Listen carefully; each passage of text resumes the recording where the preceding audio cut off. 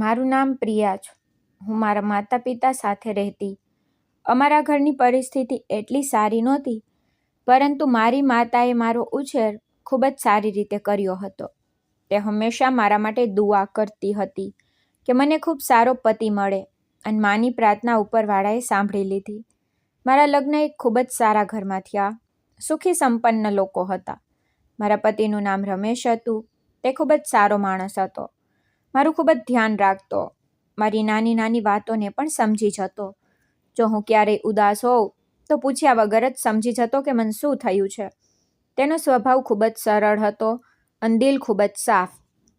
મારું સાસરું પણ પહેલાં ઠીક હતું. અમે ગામડામાં રહેતા અને રમેશ બહાર શહેરમાં કામ કરતો. લગ્નના થોડા દિવસ પછી જ તેણે મને કહ્યું હતું કે મારું બહાર જવાનું બિલકુલ મન નથી. હું તને અહીં એકલી છોડીને જવા નથી માંગતો, પરંતુ કામ કરવું પણ જરૂરી છે. ઘર ચલાવવા માટે બહાર જવું મારી મજબૂરી છે. તેને જ્યારે આ વાત કહી ત્યારે તેની આંખોમાં પણ ઉદાસી હતી અને મારી આંખોમાં પણ આંસુ. હું ચાહતી હતી કે તે ના જાય, પરંતુ હું તેની મજબૂરી સમજતી હતી. તેને જતી વખતે મારા માથા પર હાથ રાખ્યો અને કહ્યું કે જલ્દી પાછો આવીશ, તું તારું ધ્યાન રાખજે. અને પછી તે ચાલ્યો ગયો. તેના જતાં જ ઘર જાણે ખાલી ખાલી લાગવા માંડ્યું. મને તેની આદત થઈ ગઈ. સવારે ઉઠતા જ તેનો અવાજ સાંભળવો, રાત્રે તેની સાથે વાત કરવી, તેના વગર બધું સૂનું લાગવા માંડ્યું. તેના ગયા પછી હું ખૂબ પરેશાન રહેવા લાગી. પરંતુ અસલી પરેશાની તો ત્યારે શરૂ થઈ જ્યારે ઘરના લોકોનો વ્યવહાર મારી સાથે બદલાવા લાગ્યો. પહેલાં જે લોકો હસીને વાત કરતા, હવે તે જ લોકો મને મેણા ટોણા મારવા લાગ્યા. મારી સાસુ દરેક વાત પર વઢતી. નણંદ દર સમયે કામ ચીંધતી રહેતી. અને મારો જેઠ મને એવી રીતે જોતો હતો જાણે હું આ ઘરની વહુ નહીં પણ નોકરાણી હોઉં. આખો દિવસ હું ઘરનું કામ કરતી રહેતી. સવારે સૌથી પહેલાં ઉઠતી, પાણી ભરતી, કચરો વાળતી, વાસણ માંજતી, ચૂલો સળગાવતી, બધા માટે રસોઈ બનાવતી, કપડાં ધોતી, પશુઓને ચારો આપતી. તોય કોઈને મારા પર દયા નહોતી આવતી. જો ક્યારેય થાકીને 2 મિનિટ બેસી જતી તો સાસુ કહેતી કે અત્યારથી થાકી ગઈ, કામ કરવા આવી છે કે આરામ કરવા. જો ક્યારેય મીઠું વધારે થઈ જતું તો મને ખૂબ બોલ સાંભળવા પડતા. હું કેટલી વાર રડતી, પરંતુ ચૂપચાપ આંસુ લૂછી લેતી, કારણ કે સાંભળવાવાળું કોઈ નહોતું. હું રમેશને પણ વધારે કંઈ કહી શકતી નહોતી. તે બહાર કામ કરતો હતો. તે પોતે જ પરેશાન રહેતો. હું તેની પરેશાની વધુ વધારવા નહોતી માંગતી. જ્યારે પણ ફોન પર વાત થતી, તે પૂછતો કે બધું બરાબર છે ને, અને હું કહી દેતી કે હા, બધું બરાબર છે. પરંતુ ધીમે ધીમે અમારા બંને વચ્ચે પણ અંતર આવવા લાગ્યું. તે ક્યારેક મારા પર શક કરતો કે હું તેની સાથે સરખી રીતે વાત કેમ નથી કરતી. હું ક્યારેક તેના પર શક કરતી કે તે ક્યાં કોની સાથે રહેતો હશે. અમે બંને નાની નાની વાતો પર લડવા લાગ્યા. ફોન પર દલીલો થઈ જતી. પછી કેટલાય દિવસો સુધી વાત નહોતી થતી, પરંતુ પ્રેમ ખત્મ નહોતો થયો. બસ સંજોગો ખરાબ હતા. આ દરમિયાન થોડા સમય પછી અમારા જીવનમાં એક નવી ખુશખબરી આવી. મને ખબર પડી કે હું મા બનવાની છું. જ્યારે મેં આ વાત રમેશને ફોન પર જણાવી તો તે ખુશીથી રડી પડ્યો. તેને કહ્યું, સાચું બોલે છે? મેં હસીને કહ્યું કે હા, સાચું બોલું છું. તે વારંવાર કહી રહ્યો હતો કે હું બાપ બનીશ, હું બાપ બનીશ. તેના અવાજમાં એટલી ખુશી હતી કે મારું દિલ ભરાઈ આવ્યું. ઘરમાં પણ બધા લોકો ખુશ થઈ ગયા. સાસુ જે હર સમયે વટતી તે પણ થોડા દિવસ નરમ પડી ગઈ. નણંદ પર સ્મિત કરવા લાગી. બધાને ઘરમાં આવનારા બાળકની પ્રતીક્ષા હતી. સૌથી મોટી વાત એ થઈ કે મારા અને રમેશ વચ્ચે ફરીથી પ્રેમ વધી ગયો. અમારા ઝઘડા ખત્મ થવા લાગ્યા. તે રોજ ફોન કરતો, મારા હાલચાલ પૂછતો, દવા લીધી કે નહીં, જમી કે નહીં, આરામ કર્યો કે નહીં. હું પણ તેના આવવાના દિવસો ગણતી રહેતી. પહેલી વાર મને લાગ્યું કે કદાચ હવે બધું બરાબર થઈ જશે. હું પેટ પર હાથ રાખીને મારા બાળક સાથે વાતો કરતી અને વિચારતી હતી કે આ બાળક અમારા તૂટતા સંબંધને જોડી દેશે. દિવસો ધીમે ધીમે પસાર થતા ગયા. મારું પેટ મોટું થવા લાગ્યું અને હું દરેક દર્દ, દરેક પરેશાની હસીને સહન કરવા લાગી, કારણ કે મને ખબર હતી કે મારી અંદર મારી દુનિયા બદલાઈ રહી છે. જ્યારે ડિલિવરીનો સમય નજીક આવ્યો તો રમેશ થોડા દિવસોની રજા લઈને મારી પાસે આવી ગયો. તેને જોઈને મારી ખુશીનો પાર નહોતો. તેને આવતા જ કહ્યું કે હવે હું ક્યાંય નહીં જાઉં. પહેલાં પોતાના બાળકને ખોળામાં લઈશ, પછી જઈશ. હોસ્પિટલનો દિવસ આવ્યો.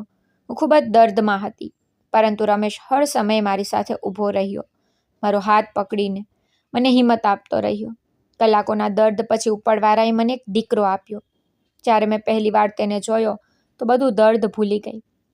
તેનો નાનો એવો ચહેરો, નાની આંગળીઓ, બંધ આંખો, જાણે મારા જીવનમાં અંજવાળું ઉતરી આવ્યું હોય. રમેશની આંખોમાં પણ આંસુ હતા. તેને પોતાના બાળકને ખોળામાં લીધો અને બોલ્યો, આ મારો દીકરો છે. અમે બંને મળીને તેનું નામ રાહુલ રાખ્યું. રાહુલના આવવાથી જાણે અમારી દુનિયા બદલાઈ ગઈ. ઘરમાં ખુશીઓ પાછી આવી ગઈ. હું આખો દિવસ તેને જ જોતી રહેતી. તે રડતો તો હું ગભરાઈ જતી. તે હસતો તો મારું દિલ ખીલી ઉઠતું. રમેશ પણ તેને છાતીએ લગાડીને ફરતો રહેતો.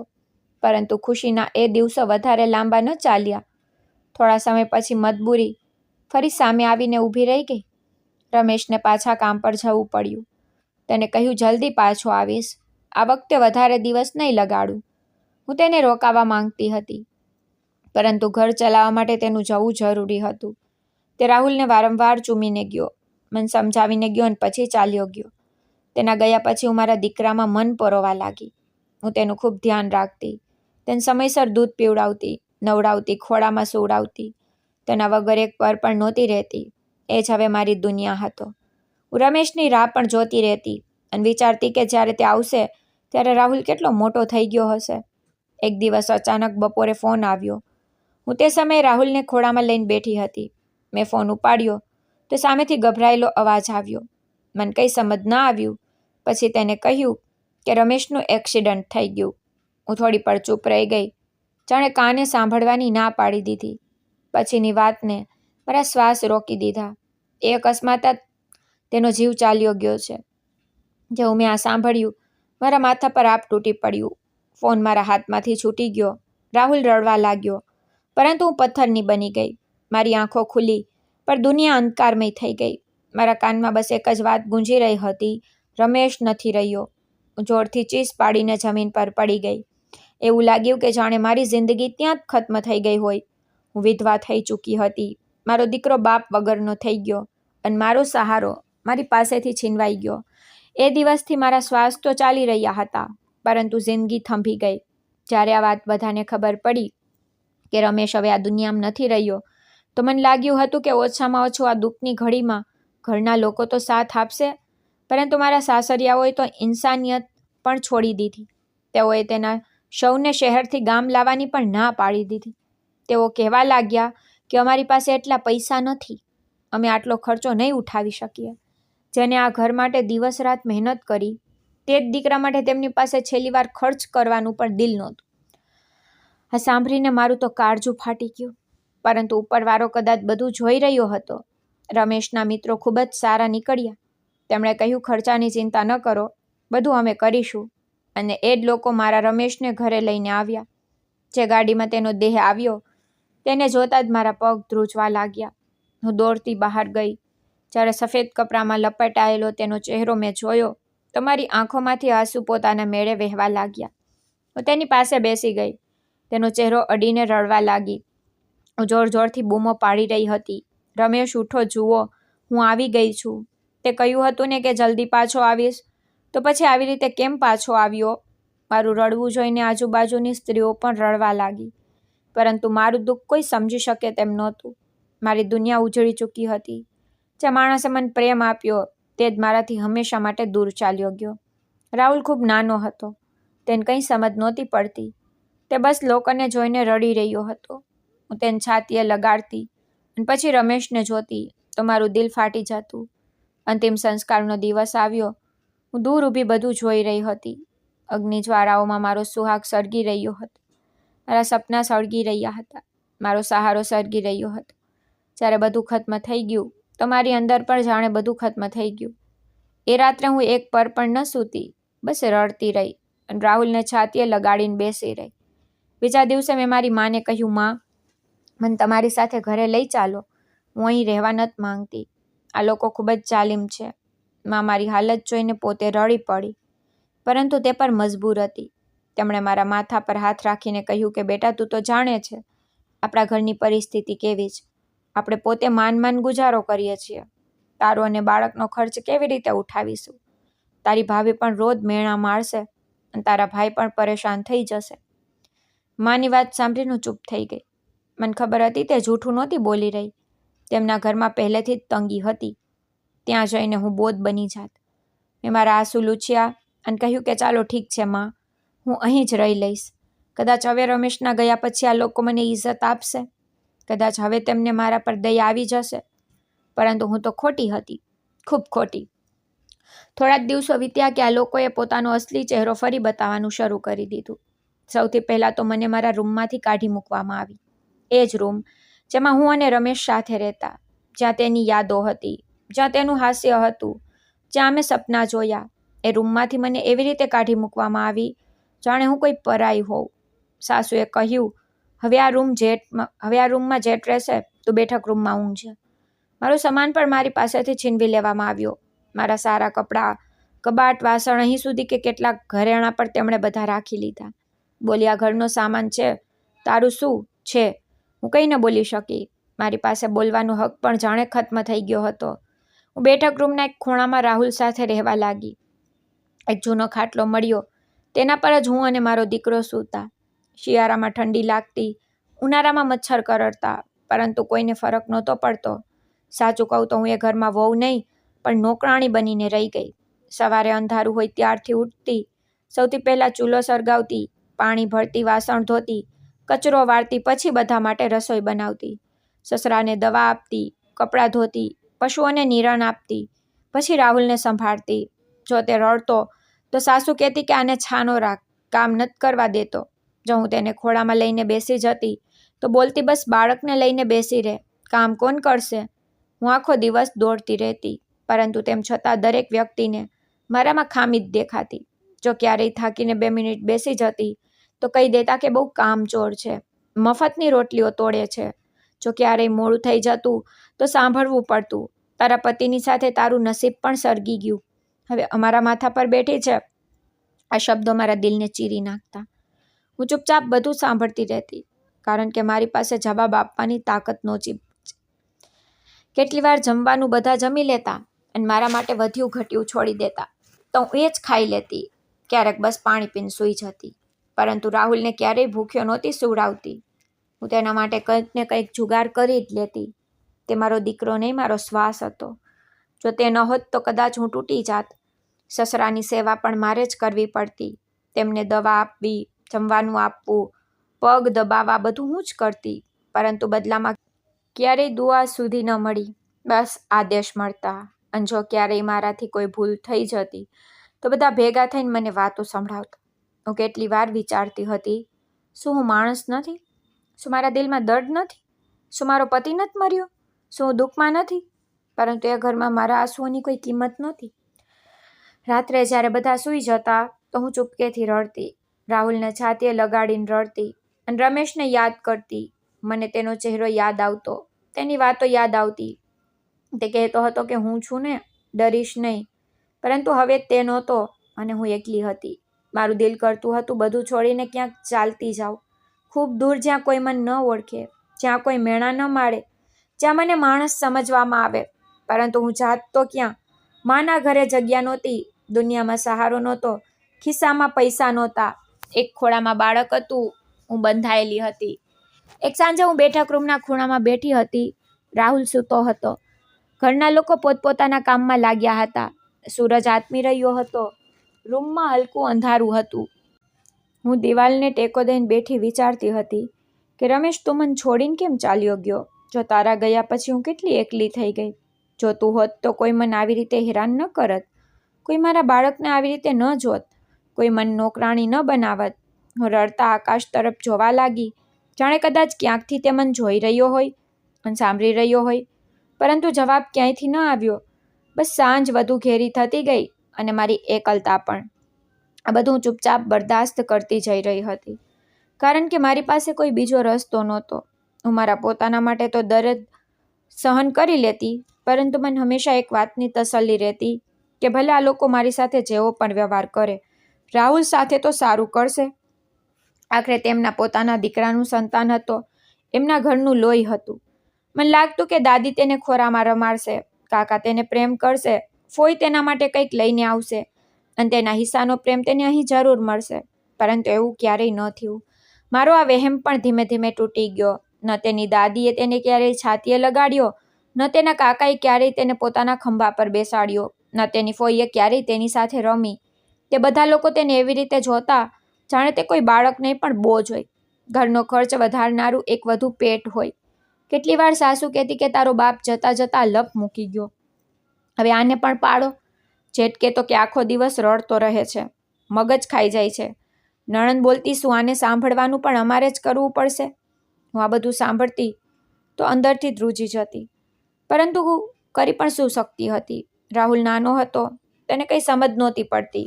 તે માસૂમ હતો, દરેક વ્યક્તિ પાસે જતો, પ્રેમ માંગતો. ક્યારેક દાદીના ખોળામાં ચડવાની કોશિશ કરતો તો તે ઝટકો મારી દેતી, ક્યારેક કાકાની પાછળ ફરતો તો તે વઢી લેતા, ક્યારેક ફોઈ પાસે રમકડાની જીદ કરતો તો તે કહેતી કે જા તારી મા પાસે, મારી પાસે ફાલતુ વસ્તુઓ માટે સમય નથી. મારું દિલ દરેક વખતે તૂટી જતું. હું તેને ખોળામાં ઉપાડીને બહેલાવી દેતી અને કહેતી બેટા બધા તને પ્રેમ કરે છે, બસ અત્યારે કામમાં લાગ્યા છે. પરંતુ હું જાણતી હતી કે હું જૂઠું બોલી રહી છું. એ ઘર જેમાં તેને સૌથી વધારે પોતાપણું મળવું જોઈતું હતું, ત્યાં જ તેને સૌથી વધારે તરછોડવામાં આવી રહ્યો હતો. હું મારા હિસ્સાની રોટલી ઓછી ખાતી, પણ તેના માટે કંઈક સારું બનાવી દેતી.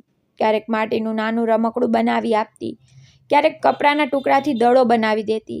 તે એ જ નાની વસ્તુઓમાં ખુશ થઈ જતો.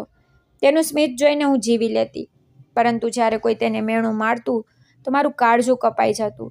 એક સાંજની વાત છે, તે બહાર શેરીમાં રમી રહ્યો હતો, બાકીના બાળકો સાથે માટીમાં દોડી રહ્યો હતો, હસી રહ્યો હતો. હું અંદર રોટલી બનાવી રહી હતી, ત્યારે જ બહાર શોરબકોર થયો. બાળકોના રડવા ચીસો પાડવાનો અવાજ આવ્યો. મારું દિલ ધક થઈ ગયું. હું હાથ લૂછીને બહાર નીકળવાની જતી કેટલામાં તેનો કાકા તેને બાવણું પકડીને અંદર ઘસીટતો લાવ્યો. રાહુલ ડરના માર્યો રડી રહ્યો હતો, તેનો ચહેરો લાલ થઈ ગયો હતો. જેઠ ગુસ્સામાં બૂમો પાડી રહ્યો હતો, આજે આણે મોહલ્લાના બાળક સાથે લડાઈ કરી, બદતમીઝ ક્યાંકનો. મેં ગભરાઈને કહ્યું કે બાળક છે, સમજાવી દો. ત્યારે જ તેને કંઈ પણ વિચાર્યા વગર રાહુલના ગાર પર જોરનો તમાચો મારી દીધો. અવાજ એટલો જોરદાર હતો કે મારું દિલ ધ્રુજી ઉઠ્યું. રાહુલ ત્યાં જ ડસકા ભરવા લાગ્યો. તેની નાની એવી ગરદન એક તરફ ઝટકાઈ ગઈ અને તે જોર જોરથી રડવા લાગ્યો.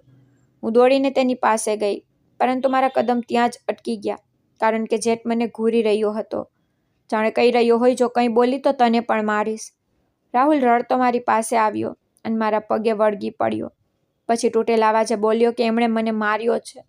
તેની આંખોમાં એટલા આંસુ હતા કે હું મારી જાતને રોકી ન શકી. મેં તેને તરત જ ખોળામાં ઉપાડી લીધો, છાતીએ લગાડી દીધો. તેનું નાનું એવું શરીર ધ્રુજી રહ્યું હતું, તે હિબકા ભરી રહ્યો હતો. તેના માથા પર હાથ ફેરવતી રહી અને પોતે અંદરથી સરકતી રહી. મારું મન કરી રહ્યું હતું કે જોરથી ચીસ પાડું અને કહું કે તેને હાથ લગાવવાવાળા તમે કોણ છો?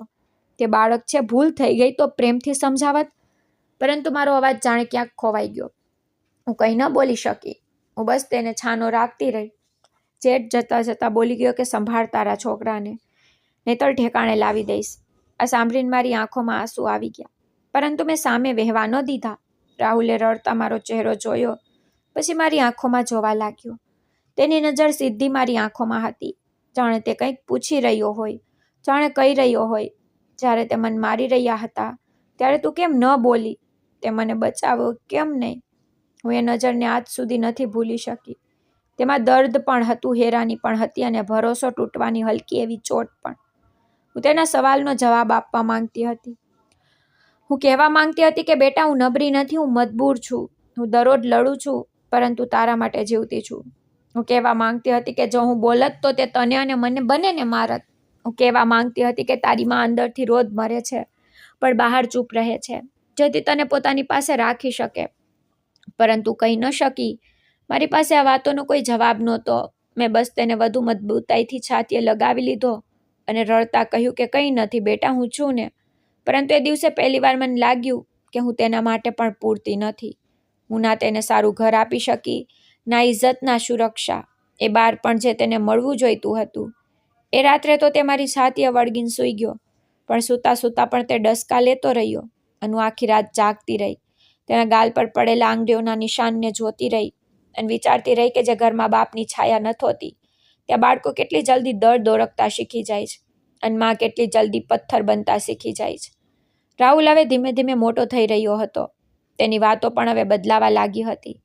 પહેલાં તે ફક્ત રમકડાં અને ખાવાની જીદ કરતો, પરંતુ હવે તેના મનમાં સવાલો ઉઠવા લાગ્યા. એવા સવાલો જેનો જવાબ મારી પાસે હોવા છતાં નહોતો. તે ઘણીવાર સાંજે મારી પાસે બેસી જતો અને પૂછતો, માં, પિતાજી ક્યાં છે? તે આપણી સાથે કેમ નથી રહેતા? હું દર વખતે થોડી ક્ષણો માટે ચૂપ થઈ જતી, કારણ કે એક નાના બાળકને મૃત્યુ કેવી રીતે સમજાવું. પછી હું આકાશ તરફ જોતી અને કહેતી કે બેટા, તે ઉપર છે અને આપણને જોઈ રહ્યા છે. રાહુલ પણ તરત જ આકાશ તરફ જોવા લાગતો. પછી માસુમિયતથી પૂછતો કે જો તે આપણને જોઈ રહ્યા છે તો આપણી સાથે નીચે કેમ નથી આવતા? મને તેની બહુ યાદ આવે છે. તેના માથા પર હાથ ફેરવતી અને કહેતી કે બેટા, જે લોકો સારા હોય છે ને તે જલ્દી જ ઉપર જતા રહે છે, પણ તું ચિંતા ન કર, હું તારી પાસે છું ને. તે હોઠ ફૂલાવીને કહેતો કે ના, મને પિતાજી જોઈએ, મને તેમની સાથે વાત કરવી છે, મને તેમની સાથે સૂવું છે, મને તેમના ખંભા પર બેસવું છે.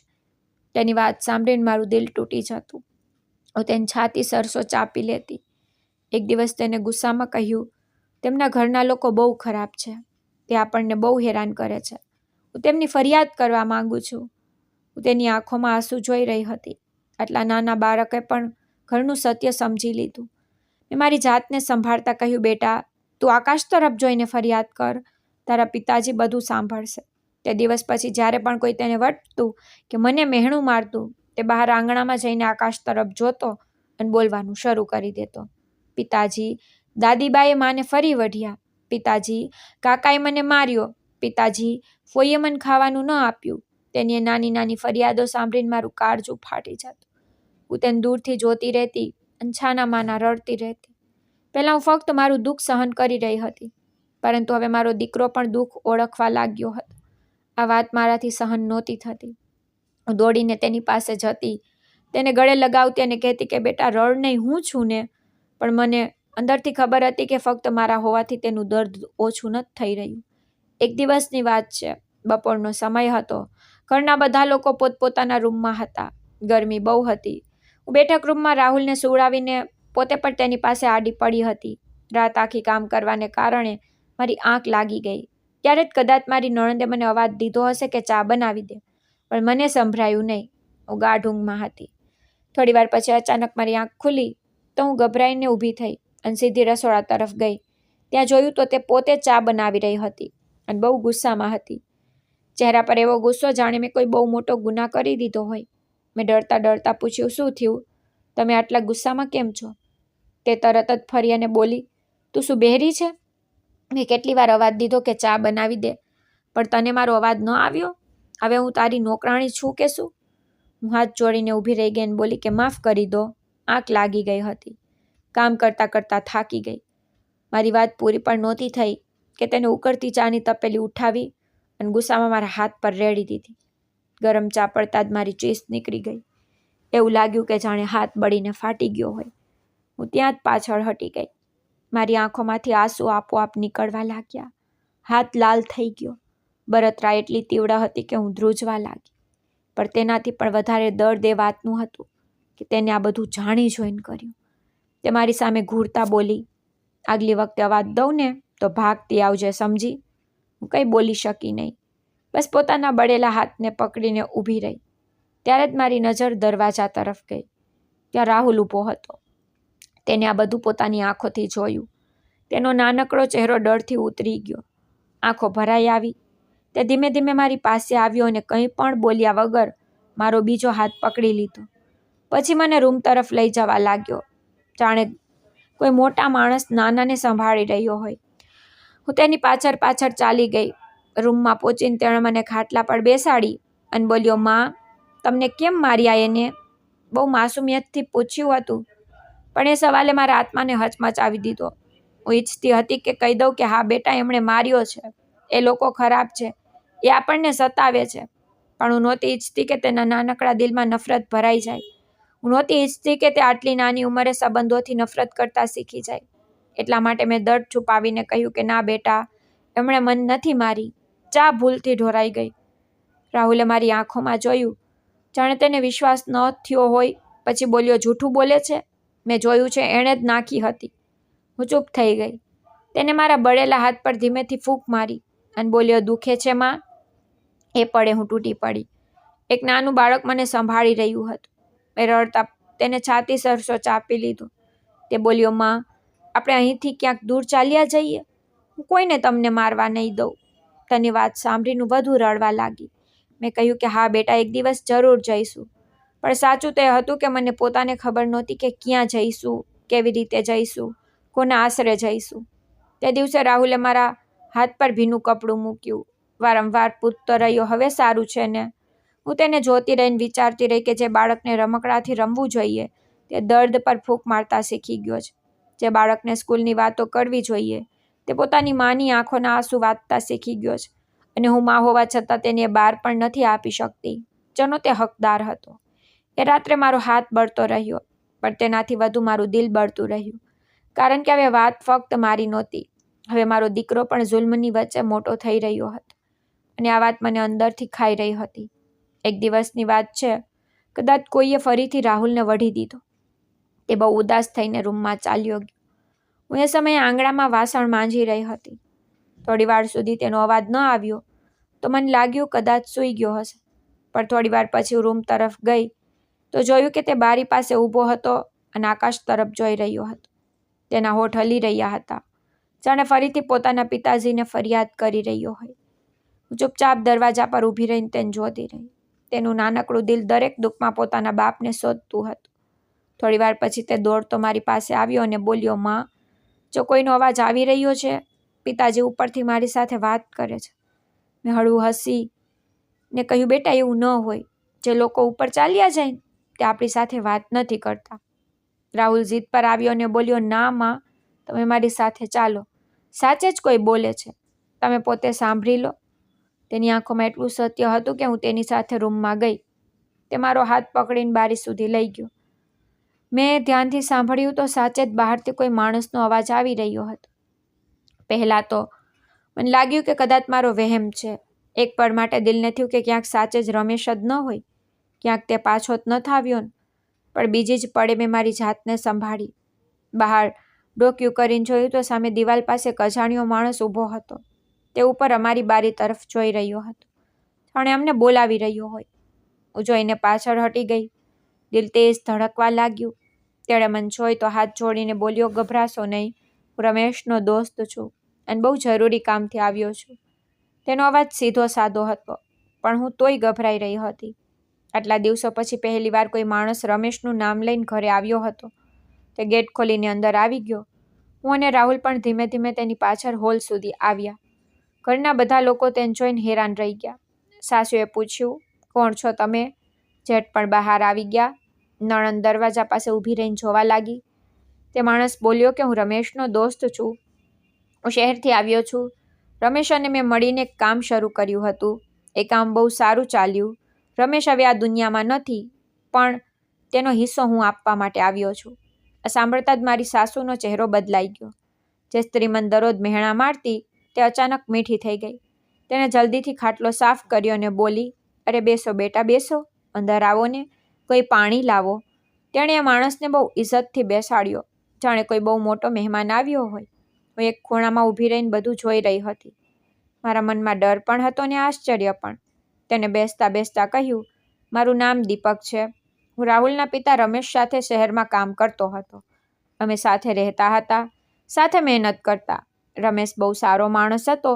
તેનું નામ લેતા જ મારી આંખો ભરાઈ આવી. આટલા દિવસો પછી કોઈએ તેના વિશે પ્રેમથી વાત કરી હતી. ત્યારે જ મારા જેઠ જલ્દીથી આગળ વધ્યા અને બોલ્યા, લાવો દીપકભાઈ, આ બેગ મને આપી દો. આજકાલનો માહોલ ખરાબ છે. એમ પણ ભાઈના ગયા પછી બધું અમે જ સંભાળી રહ્યા છીએ. તેના ચહેરા પર લાલચ સાફ દેખાતી હતી. દીપકે બેગ પોતાના ખોળામાં વધુ મજબૂતીથી પકડી પછી ઊભા થઈને બોલ્યો, માફ કરજો. આ બેગ અને આ પૈસા હું તમને ન આપી શકું. આ હું ફક્ત રમેશની પત્ની પ્રિયાને જ આપીશ, કારણ કે રમેશે મને આ જ કહ્યું હતું. રૂમમાં એકદમ સન્નાટો છવાઈ ગયો. મારી સાસુનો ચહેરો ઉતરી ગયો. જેઠની આંખોમાં ગુસ્સો આવી ગયો. તે બોલ્યો, કેવી વાતો કરો છો? તે અમારા જ ઘરમાં રહે છે, ખાઈ પીવે છે. તેનો અને તેના દીકરાનો ખર્ચ અમે ઉપાડીએ છીએ, તો પૈસા અમારા હાથમાં આવવા જોઈએ. દીપકે તેની આંખોમાં જોઈને કહ્યું કે હું જોઈ રહ્યો છું તમે કઈ રીતે ખર્ચા ઉપાડી રહ્યા છો. બાળકે કેટલા જૂના ચપ્પલ પહેર્યા છે, તેના કપડાં જુઓ, ફાટેલા તૂટેલા છે. અને આ બંને મા દીકરાના કપડાં પણ જુઓ કેટલા જૂના છે. તેમના ચહેરા જુઓ કેટલા પરેશાન લાગી રહ્યા છે. મને સાફ દેખાઈ રહ્યું છે કે આ લોકો અહીં કેટલી તકલીફમાં છે. તેની વાત સાંભળીને મારું માથું ઝૂકી ગયું, કારણ કે પહેલીવાર કોઈ બહારના માણસે મારું દર્દ ઓળખી લીધું. દીપક આગળ બોલ્યો, જો તમે લોકો સાચે જ એમનું ધ્યાન રાખતા હોત તો તેમની હાલત આવી ન હોત. હું શહેરમાંથી આવતા જ સમજી ગયો કે અહીં કંઈક બરાબર નથી. રાહુલ ડરતો ડરતો મારી પાછળ ઊભો હતો. દીપકે તેને પ્રેમથી જોયો, પછી બોલ્યો, હું હવે આ લોકોને અહીં નહીં રહેવા દઉં. હું એમને મારી સાથે લઈને જઈશ. આ સાંભળતા જ મારા પગ નીચેથી જમીન સરકી ગઈ. હું ગભરાઈ ગઈ. મારા મનમાં એકસાથે 100 વાતો આવવા લાગી કે આ કોણ છે? શું સાચું બોલે છે? ક્યાં લઈ જશે આ? લોકો શું કહેશે જો હું ચાલી ગઈ તો? શું થશે જો ન ગઈ તો અહીં કેવી રીતે રહીશ? મારી સાસુ જોરથી બોલી, એમ કેવી રીતે લઈ જશો? આ મારી વહુ છે, અમારું ઘર છે. જેઠ પણ ગુસ્સામાં બોલ્યા, કોઈ પણ આવીને કોઈને ઉપાડીને લઈ જઈ શકે શું? દીપક શાંત ઊભો રહ્યો. તેને કહ્યું, વહુ છે તો વહુ જેવી રાખો. નોકરાણી બનાવીને કેમ રાખી છે? બાળક છે તો પોત્ર જેવો રાખો, બોજ જેવો કેમ રાખો છો? તેની એક એક વાત તીરની જેમ વાગી રહી હતી, કારણ કે તે સાચું કહી રહ્યો હતો. હું ધ્રુજતી હતી. આટલા વર્ષોમાં પહેલીવાર કોઈએ અમારા માટે અવાજ ઉઠાવ્યો, પણ ડર પણ એટલો જ હતો. હું નહોતી જાણતી કે આ મદદ છે કે નવી મુસીબત. રાહુલ મારો હાથ પકડીને ધીમેથી બોલ્યો, માં, આપણે આમની સાથે જઈશું શું?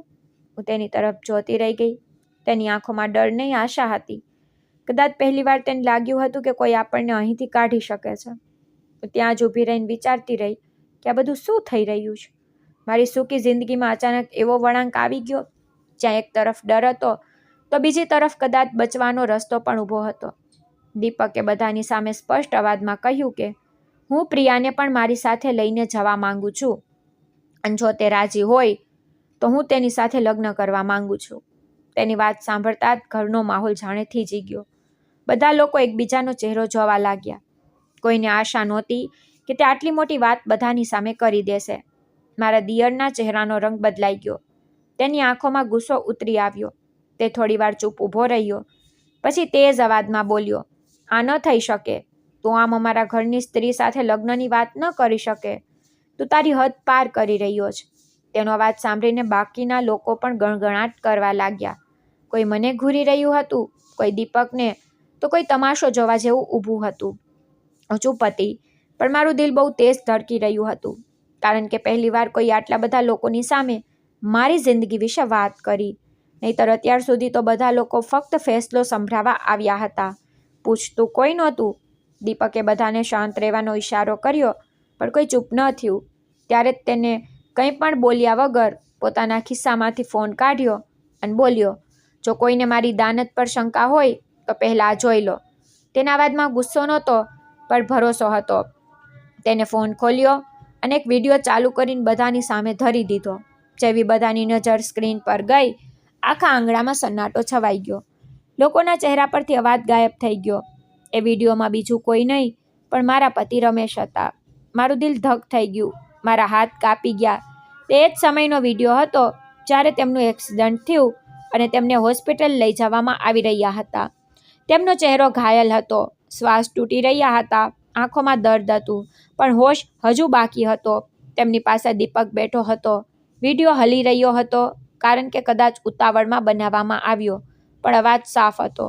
રમેશ તૂટેલા અવાજમાં કહી રહ્યા હતા, દીપક, જો મને કંઈક થઈ જાય તો મારી પત્નીનું અને મારા દીકરાનું ધ્યાન રાખજે. તેને એકલી ન મૂકતો. જો તે ઈચ્છે તો તેની સાથે લગ્ન કરી લેજે. હું મારી જવાબદારી તને સોંપી રહ્યો છું. આ સાંભળતા જ મારી આંખોમાંથી આંસુ નીકળી પડ્યા. મને લાગ્યું કે જાણે રમેશ ફરી મારી સામે બોલી રહ્યા હોય. વિડીયોમાં દીપકનો અવાજ આવ્યો, તું એવી વાતો ન કર, તને કંઈ નહીં થાય.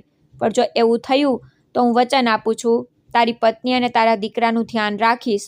તેમને ક્યારેય એકલા નહીં મૂકું. વિડીયો અહીં પૂરો થઈ ગયો, પણ તેના પૂરા થતાં જ જાણે બધાની બોલતી બંધ થઈ ગઈ.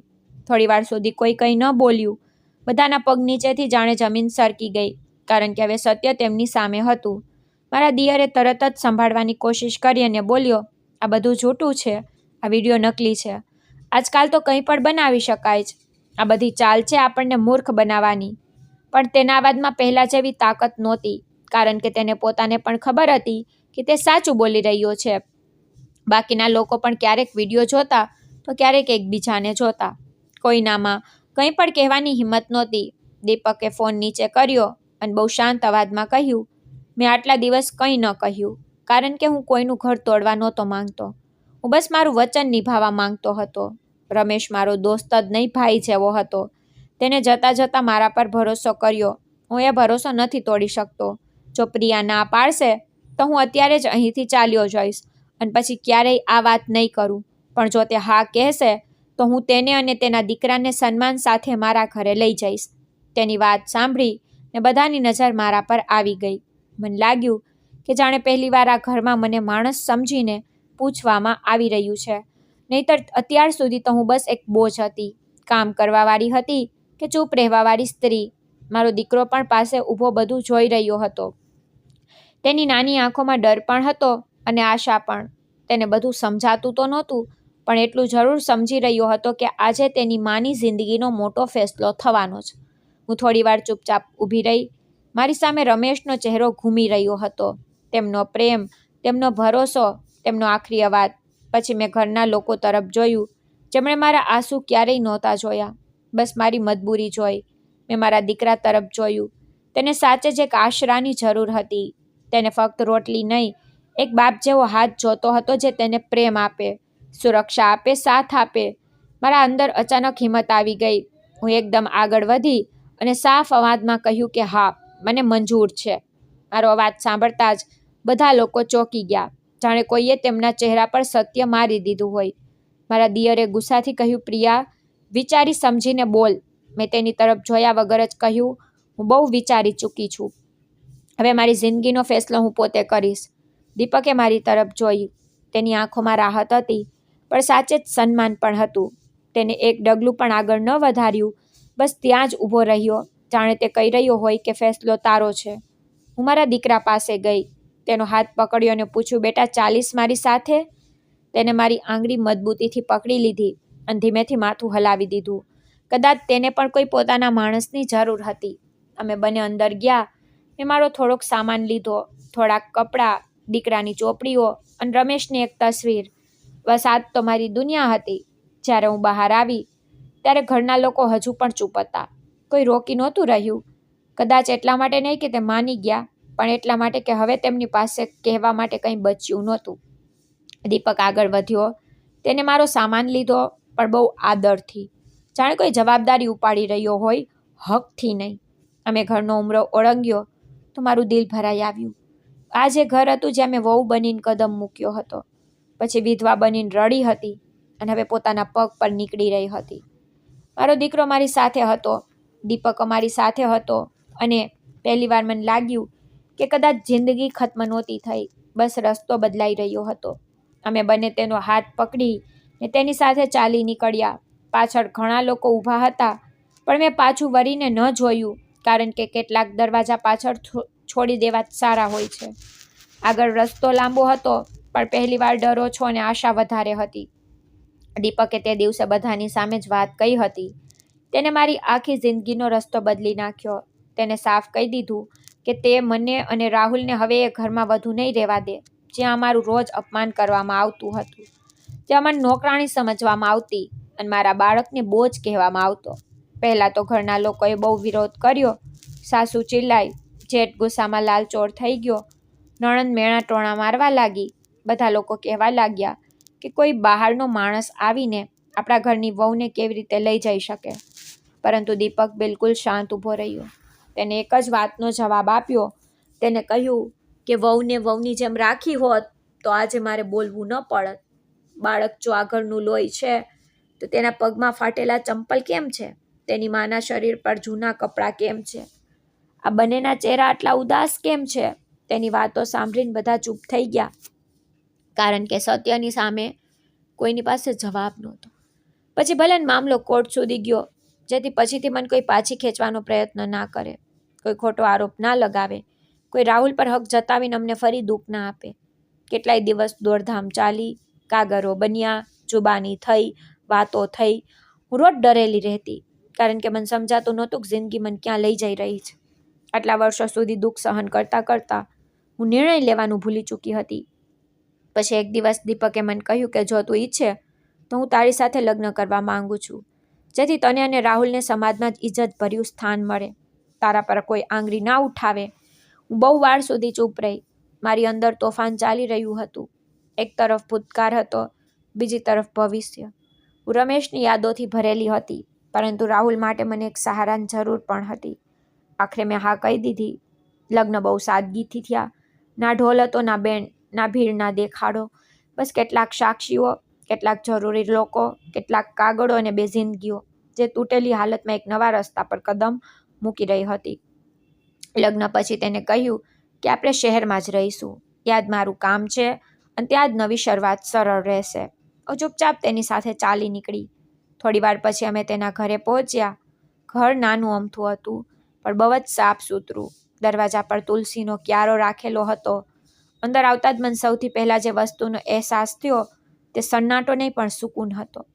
ત્યાં કોઈ મેણા ટોણા નહોતા, કોઈ ચિલાવાવાળું નહોતું, કોઈ ઘૂરીને જોનારી નજરો નહોતી. પહેલી વાર મને લાગ્યું કે ઘર ચાર દિવાલોથી નહીં પણ માહોલથી બને છે. એ રાતે હું રૂમના એક ખૂણામાં બેસીને બહુ વાર સુધી બધું જોતી રહી. રાહુલ થાકીને સૂઈ ગયો. દીપક રસોડામાં મારા માટે પાણી રાખી રહ્યો હતો અને વિચારી રહી હતી કે શું સાચે જ મારી જિંદગી બદલાઈ ગઈ છે. થોડી વાર પછી મેં હિંમત કરી અને તેની પાસે જઈને કહ્યું કે મારે તને એક વાત કહેવી છે. તેને હસીને કહ્યું કે હા બોલો. મેં ધ્રુજતા અવાજે કહ્યું કે જે જગ્યા મારા દિલમાં, મારી જિંદગીમાં રમેશની હતી તે હું ક્યારેય કોઈને આપી શકું નહીં. હું તમારી બહુ ઇજ્જત કરું છું, પણ સત્ય આ જ છે. મારી વાત સાંભળીને તેને જરાય ખોટું ના લાગ્યું. ના તે નારાજ થયો, ના કોઈ ટોણો માર્યો. તેને બહુ શાંતિથી કહ્યું કે તું પરેશાન ન થા. જરૂરી નથી કે આપણે પતિ પત્નીની જેમ જ રહીએ.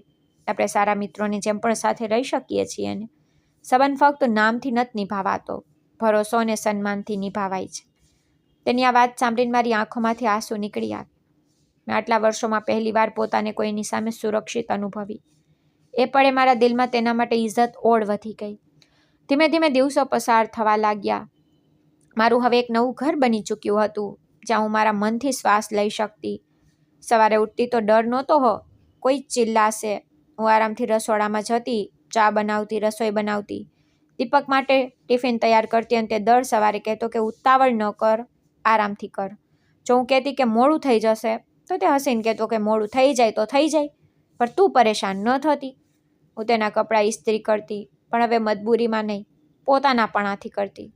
તે ક્યારેક ક્યારેક પોતે પણ પોતાના કપડાં સંકેલી લેતો અને કહેતો પણ બેસી જા તું, હું કરી લઈશ. મને નવાઈ લાગતી કે કોઈ પુરુષ એવો પણ હોઈ શકે જે સ્ત્રીને માણસ સમજે. રાહુલ પણ ધીમે ધીમે બદલવા લાગ્યો. પહેલાં તે દરેક અવાજથી ડરી જતો, કોઈ દરવાજો જોરથી બંધ થાય તો પણ ફફડી જતો, પરંતુ હવે તે ખુલ્લીને રમવા લાગ્યો. તેનું હાસ્ય ઘરમાં ગુંજવા લાગ્યું. દીપક તેને સ્કૂલમાં દાખલ કરાવવા લઈ ગયો. નવા કપડાં અપાવ્યા, બેગ અપાવી, બૂટ અપાવ્યા. જ્યારે રાહુલ પહેલી વાર યુનિફોર્મ પહેરીને આવ્યો તો હું તેને જોતી જ રહી ગઈ. મારી આંખો ભરાઈ આવી, કારણ કે મને લાગ્યું કે મારું બાળક આખરે હવે બાળકો જેવી જિંદગી જીવી શકશે. સાંજે દીપક અવારનવાર તેને બહાર લઈ જતો. ક્યારેક પાર્ક, ક્યારેક બજાર, ક્યારેક મોલ, ક્યારેક આઈસ્ક્રીમ ખવડાવવા, ક્યારેક ફિલ્મ બતાવવા, ક્યારેક રમકડાની દુકાને. તે પાછો આવીને દોડતો મારી પાસે આવતો અને એક શ્વાસે બધું કહેવા લાગતો. મમ્મી, આજે દીપક પપ્પા મને મોલ લઈ ગયા. મમ્મી, આજે તેમણે મને બહાર જમાડ્યો. મમ્મી, આજે ચોકલેટ અપાવી. મમ્મી, આજે મને હિંચકા પર બેસાડ્યો. મમ્મી, આજે મૂવી બતાવી. હું તેને સાંભળતી રહેતી અને હસતી રહેતી. તેનો ચહેરો ચમકવા લાગ્યો હતો.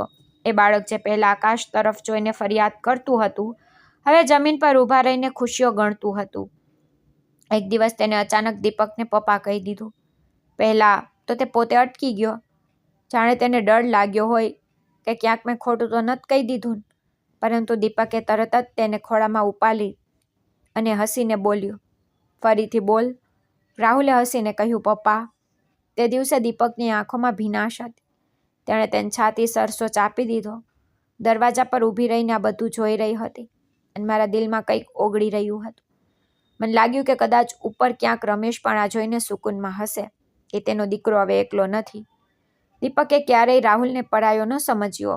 જ્યારે રાહુલ બીમાર પડતો તો તે રાતભર જાગતો, દવા આપતો, કપાળે હાથ અડાડતો, ડૉક્ટર પાસે લઈ જતો, હોમવર્ક કરાવતો, તેની સાથે રમતો.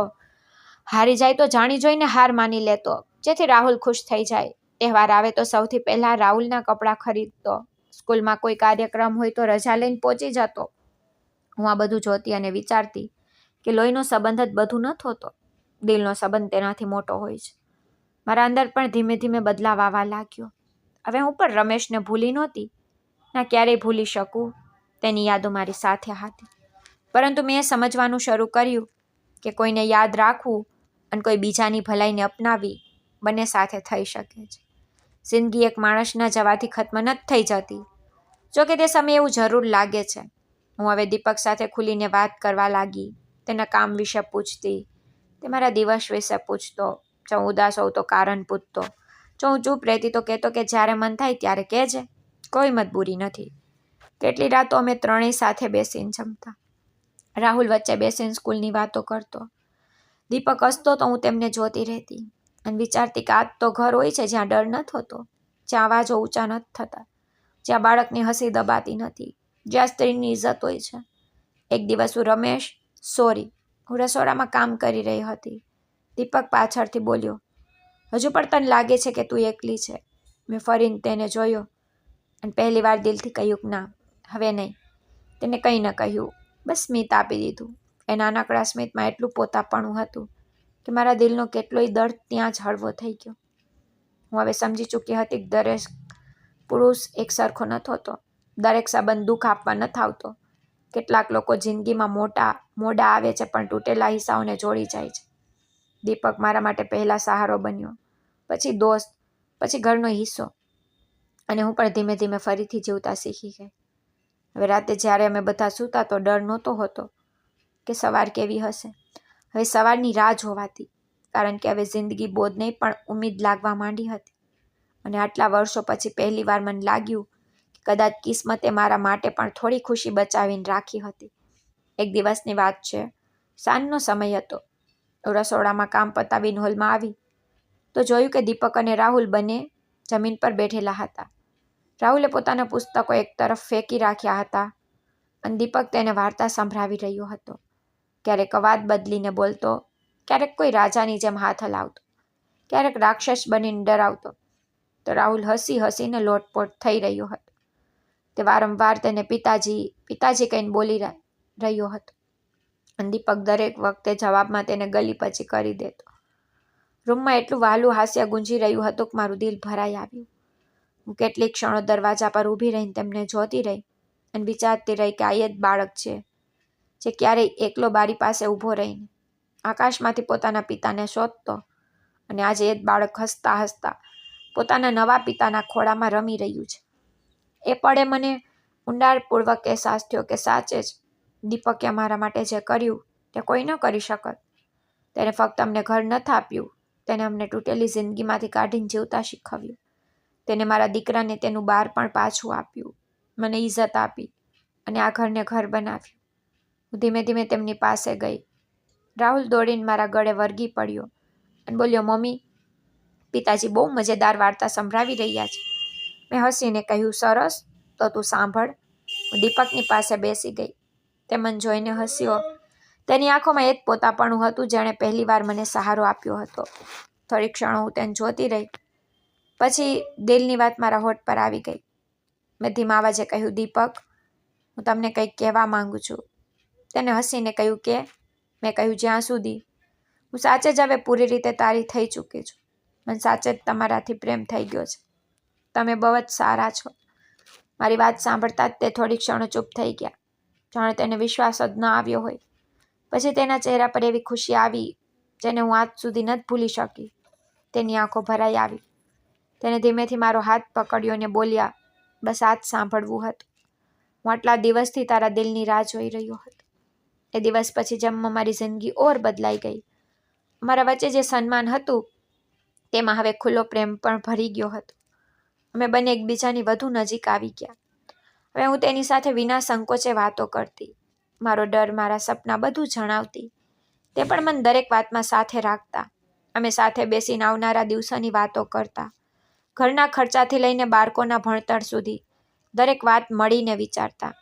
કેટલી વાર હું તેને કહેતી કે સાચ જ મને હવે લાગે છે કે હું પૂરી રીતે પૂર્ણ થઈ ચૂકી છું. તમારા આવવાથી મારી જિંદગી બદલાઈ ગઈ. પહેલાં હું ફક્ત જીવી રહી હતી, હવે હું ખુશ થઈને જીવી રહી છું. તે હસીને કહેતા કે હજુ તો વધુ ખુશીઓ આવવાની બાકી છે. અને સાચે જ થોડા સમય પછી અમારા ઘરમાં એક નવી ખુશી આવી. મને ખબર પડી કે હું માં બનવાની છું. જ્યારે મેં દીપકને આ ખબર આપી તો તેને મને છાતી સરસી ચાપી લીધી. તેની આંખોમાં ખુશી સાફ દેખાતી હતી. રાહુલને જ્યારે જણાવ્યું તો તે ઉછરી પડ્યો અને બોલ્યો, મને ભાઈ જોઈએ છે. પછી થોડી વાર પછી પોતે જ બોલ્યો કે નહીં, મને બહેન જોઈએ છે. હું તેની સાથે રમીશ, હું તેને સ્કૂલે લઈ જઈશ. ઘરમાં દરરોજ આ જ વાતો થવા લાગી. મહિનાઓ પછી એ દિવસ પણ આવી ગયો જ્યારે ઉપરવાળાએ અમને એક પ્યારી દીકરી આપી. તેને પહેલી વાર ખોરામાં લીધી તો મારી આંખોમાં આંસુ આવી ગયા. દીપક તેને જોઈને બસ હસતો રહ્યો, જાણે તેને દુનિયાની સૌથી મોટી દોલત મળી ગઈ હોય. રાહુલ તો ખુશીથી પાગલ હતો. તે દરેકને કહેતો કે આ મારી નાની બહેન છે, કોઈ આને અટશે નહીં, હું જ આને સંભાળીશ. તે તેની પાસે બેસી રહેતો, તેના નાના હાથ પકડતો, તેને રમકડા બતાવતો. જો તે રડતી તો દોડીને મને બોલાવતો. અમારી દીકરીના આવવાથી ઘરમાં ખુશીઓ ઓર વધી ગઈ. હવે અમારો પરિવાર પૂરો લાગતો. શહેરમાં અમારો પોતાનો ફ્લેટ હતો, નાનો પણ બહુ સુંદર. તેમાં મારી મહેનતની સુગંધ હતી. દિવાલો પર બાળકોનું હાસ્ય હતું અને દરેક રૂમમાં પોતાપણું. દીપક સવારે કામ પર ચાલ્યો જતો, રાહુલ સ્કૂલ જતો, હું ઘર સંભાળતી અને દીકરાનો ખ્યાલ રાખતી. બપોર સુધી ઘર શાંત રહેતું, પણ શાંત થતાં જ દરવાજો ખુલતો અને ખુશીઓ અંદર આવી જતી. પહેલાં રાહુલ દોડતો આવતો, પછી દીપક તેની પાછળ હસતો હસતો અંદર આવતો. રાહુલ સ્કૂલની વાતો શરૂ કરી દેતો કે આજે ટીચરે આ કહ્યું, આજે મેં આ બનાવ્યું, આજે મેં મેચ જીતી. દીપક હાથમાં ધોઈને દીકરીને ખોળામાં ઉઠાવી લેતો તો તે ખિલખિલાટ કરવા લાગતી. પછી હું બધા માટે ચા અને ખાવાનું પીરસતી. આમ ચારેય સાથે બેસીને વાતો કરતા, હસતા, ક્યારેક ટીવી જોતા, ક્યારેક બહાર ફરવા નીકળી જતા. તહેવાર આવતા તો ઘર સજતું, જન્મદિવસ આવતા તો કેક કટાતી, રજાના દિવસે અમે બધા બજાર જતા, પાર્ક જતા, ફોટા પડાવતા. હું કેટલી વાર ચૂપચાપ બેસીને મારા પરિવારને જોતી રહેતી અને વિચારતી કે શું આ એ જ જિંદગી છે, જેમાં ક્યારેક ફક્ત આંસુ હતા, જ્યાં ક્યારેક મેણા ટોણા હતા, જ્યાં મારું બાળક રડતું હતું, જ્યાં હું રોજ રાતે તૂટીને સૂતી. હવે એ જ જિંદગી સુકૂનથી ભરેલી હતી. હું હજુ પણ મારા જૂના દિવસોને ભૂલી શકી નહોતી, પણ હવે દર્દ મન તોડતું નહોતું, કારણ કે મારી પાસે હવે સંભાળવા મારા હાથ હતા. હું અવારનવાર રાતે સૂતા પહેલાં ઉપરવાળાનો આભાર માનતી અને કહેતી કે તે બહુ મોડેથી પણ સાચું, પણ મને મારી ખુશીઓ પાછી આપી દીધી. તે મારી જિંદગીમાં દીપકને મોકલ્યો, જેને કોઈ શોર બકોર વિના મારી તૂટેલી દુનિયા જોડી દીધી, જેને મારા દીકરાને પિતા આપ્યા, મારી દીકરીને સારું ઘર આપ્યું અને મને ફરીથી હસતા શીખડાવ્યું. કેટલી વાર હું બાલ્કનીમાં ઊભી રહીને શહેરની રોશની જોતી, પાછળ રૂમમાં આવતી, બાળકોના અવાજો સાંભળતી તો મન ભરાઈ આવતું. હું વિચારતી કે માણસ ગમે તેટલો તૂટી જાય, જો સાચા સમયે સાચો સાથ મળી જાય તો તે ફરીથી ખીલી શકે છે. મારી જિંદગી હવે મારા પરિવાર સાથે બહુ સુકૂનમાં કપાઈ રહી હતી. હવે મને કોઈનાથી ડર નહોતો, કોઈ ટોણાનું દુઃખ નહોતું. હવે હું એકલી નહોતી, હવે હું અધૂરી નહોતી. હવે હું ખુશ હતી, સાચે જ ખુશ હતી, અને આ જ મારી સૌથી મોટી જીત હતી. મિત્રો, આશા રાખું છું તમને અમારી વાર્તા પસંદ આવી હશે. વાર્તા પસંદ આવી હોય તો વિડીયોને લાઇક કરો, ચેનલ પર નવા હો ચેનલ સબસ્ક્રાઈબ કરો અને આ નોટિફિકેશન બેલને જરૂર દબાવો, જેથી આગલી અપડેટ સૌથી પહેલાં મળી રહે. ધન્યવાદ.